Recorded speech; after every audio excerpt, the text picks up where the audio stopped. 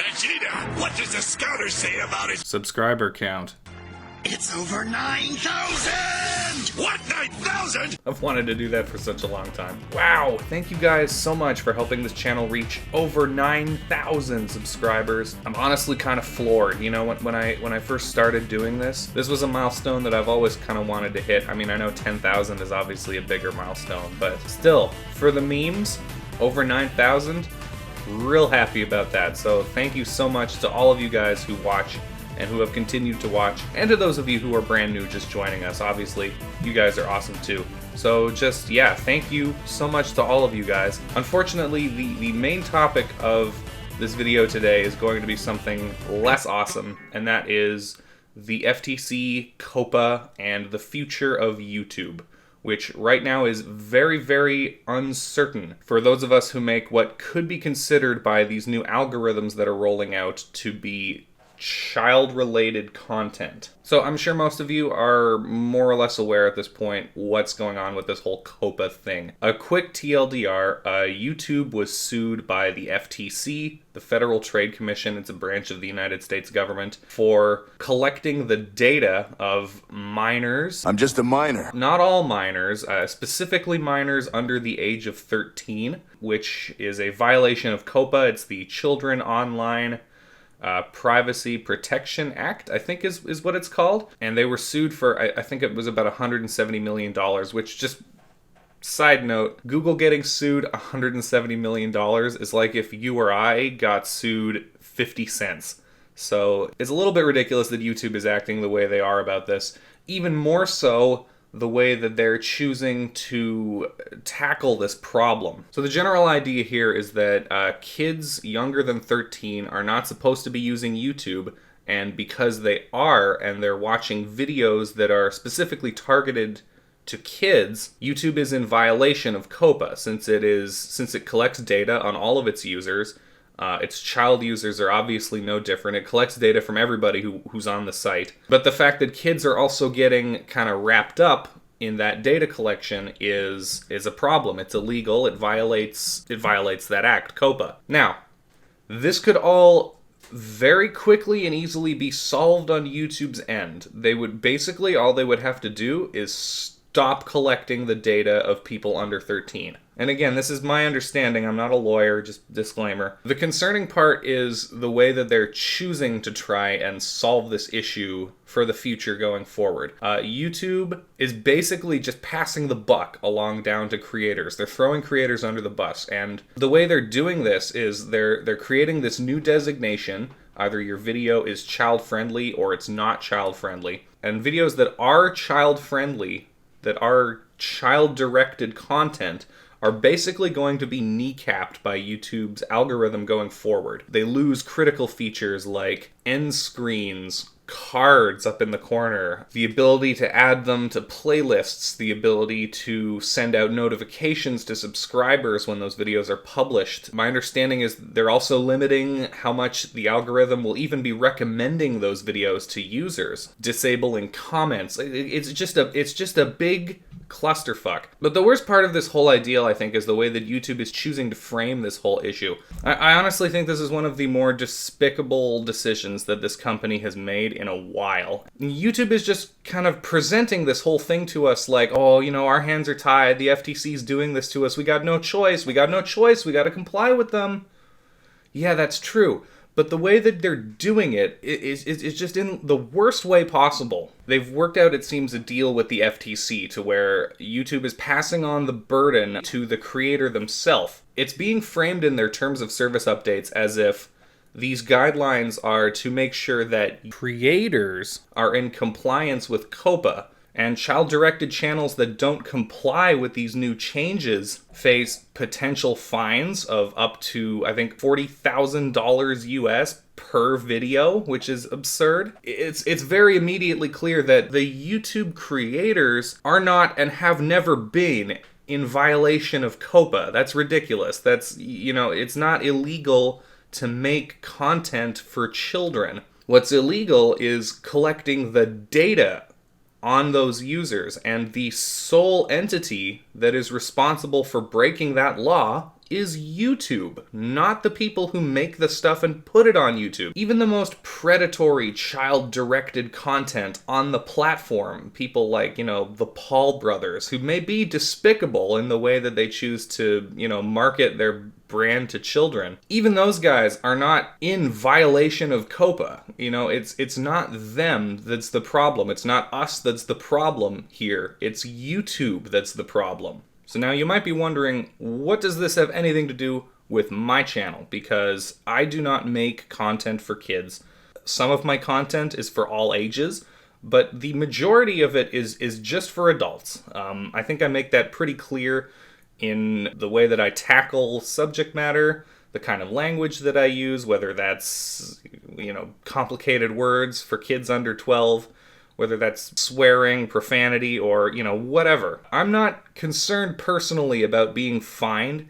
From what I understand, these fines are going to be issued manually by the FTC themselves, which means they're going to probably want to verify in all cases that the people they're fining actually are creating content that's directed at children, which, again, I don't do that. And if you look at my analytics on any given day, I'm pretty sure that children under 12 make up less than 1% of my viewer base. And that number goes up a little bit if you look at the total lifetime views of the channel. But regardless, kids don't watch my stuff. My stuff is not made for kids. So I'm not worried about being fined by the FTC. I'm also not American, so I'm not really sure how they would go about fining me. No, the thing that's concerning to me is the way that YouTube is going to be responding to these new changes. They're going to be rolling out new algorithms to automatically detect and flag child-directed content. And yes, I'm aware that you're given the ability to set your videos as for or not for kids by yourself, but the fact that YouTube even has bots involved means that this is essentially pointless. We're at the mercy of the bots at the end of the day because they can override your choice at their discretion. And if there's one thing that we know about YouTube's algorithms, it's bots that auto-detect this kind of stuff for them,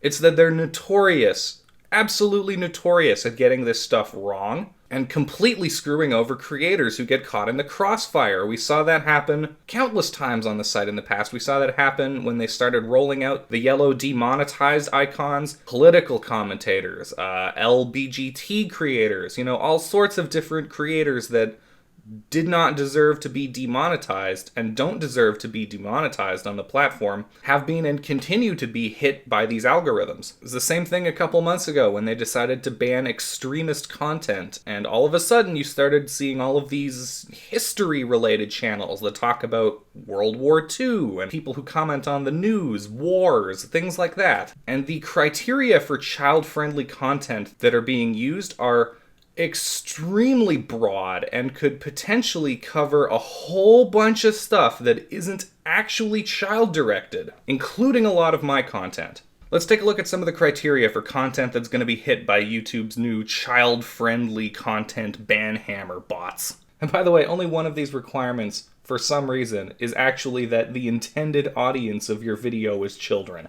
Whether the video includes child actors or models, whether the video includes characters, celebrities, or toys that appeal to children, including animated characters or cartoon figures. Now that's the one that very, very much scares me. Of course, you guys know that my biggest videos are all on cartoons that were made, 10, 20, 30 years ago.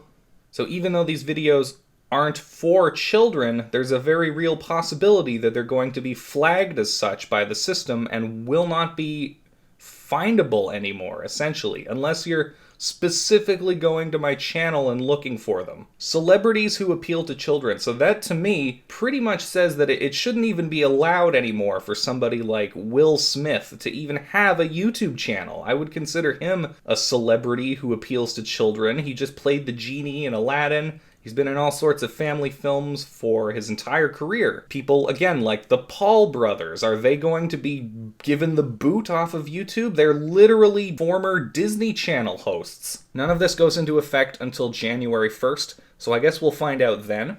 But YouTube's track record on this type of thing, and the way that they're choosing to tackle and to frame this issue that's happening now has given me no confidence whatsoever that they're going to do this right, because they never have in the past, and nothing that they've done so far here leads me to believe that they're going to do so in the future. This has very, very, very concerning potential ramifications across the site. So just as an example, somebody like James Rolfe, right? The angry video game nerd. He's made videos in the past that feature characters like Bugs Bunny. Oh my god! It's Bugs Bunny! Yeah. What's up, Doc? I can't believe it! In my own house! It's Bugs Bunny! Bugs fucking Bunny! Ugh! Ugh! You know, having Bugs Bunny in your tags might be, under this new system, grounds for YouTube to flag your content as child-related. Let's Players. What if, say, you're somebody who plays Pokemon Let's Plays, but you swear a lot and your videos are obviously directed at adults? Does that count under these new rules as child content?